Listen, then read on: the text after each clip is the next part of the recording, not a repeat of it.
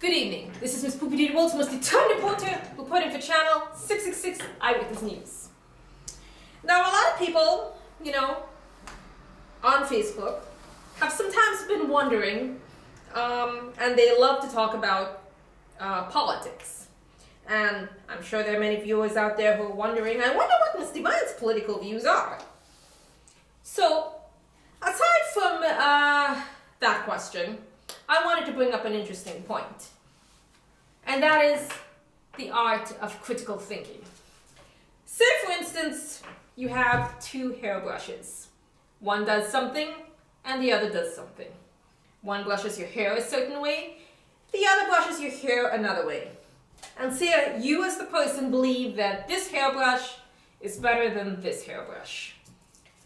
Instead of always thinking that this hairbrush is always better than this hairbrush, the art to critical thinking is thinking, what can this hairbrush do to be better than this hairbrush?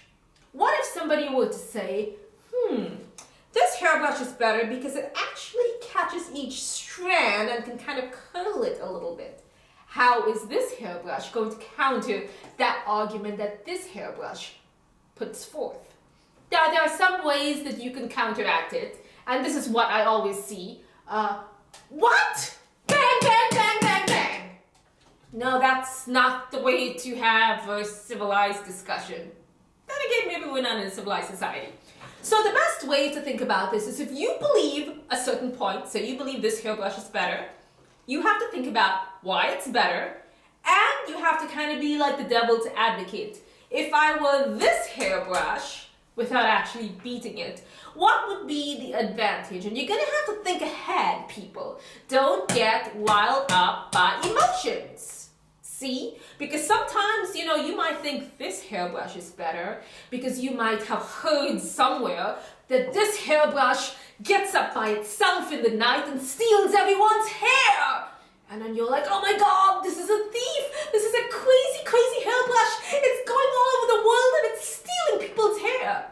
Unless you can actually prove that it has stolen a lot of people's hair and left them bald. And nowadays with the internet, you can do a lot of searches to even find out if such a thing is true. You can actually find out if this hairbrush has been going around in the night and stealing people's hair. And then you have to also take into the account, well, how many bald people have come forward and saying that this hairbrush has stolen their hair? And on top of that, not just bald people coming out and saying it just to say that, how many bald people have filed charges? Because it's an offense. Someone has taken your hair away. So how many bald humans have gone to the police, filed actual police charges? Has there been any investigations done? What has happened?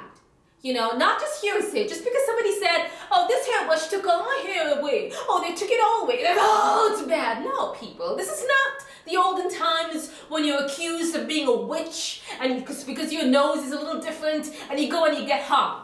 This is not the case anymore. Oh, is it? You could get hung nowadays, actually. I mean, to be honest, you might get hung for your opinion. So maybe you shouldn't say your opinion. But just saying, critical thinking is very important, people. Critical thinking. Remember, if you've got kids, you've got to teach them to critically think about each side. Remember, just because one side has a view and the other side has a view, the way to debate is not to do this, people. Because that kind of makes you look not so smart. I can see why it could be fun. It's like, you dare disagree with me or I'll die. Yeah, actually that is kind of fun. I mean, I personally was poopy doodee. If I were the queen of some country and everyone disagreed with my views, it would be kind of nice to say, off with your head, off with your head, off with your head, off with your head, off with your head. And then you take those heads and you just, play bowling with it. That might be kind of fun. But then again, fun for me, not fun for you. I mean, I personally wouldn't mind being in a totalitarian system if I was the controller, if I was the dictator. But I don't want to be the pawn. Nobody wants to be the pawn. And no, people, I take that back. I mean, I'm saying that's the only way that I could live in a totalitarian system if I was the one controlling it. See, that doesn't mean that I would actually do that. I have a heart of about people. I don't believe in persecuting people and going off with your head, off with your head, off with your head. That's actually kind of have a nice ring to it, doesn't it, people? Off with your head, I don't like you. Did you watch the show last week? No, you didn't. Off with your head, off with your head. You didn't watch Miss Divine's latest sketch film. Off with your head. Power, people, power. Remember, that is what power is. And ask yourself this, do you want to be the little peasant? Do you want to be the little pawn? Do you want to be the useful idiot? I can guarantee that you don't. Even though it's sometimes easy to just kind of be the pawn and have everybody tell you what to do. Tell me what to do. But remember, pawns die first. Sometimes in the most brutal of deaths. Once again, this is Miss Poopee, the world's most determined reporter, reporting for Channel 666 Eyewitness News.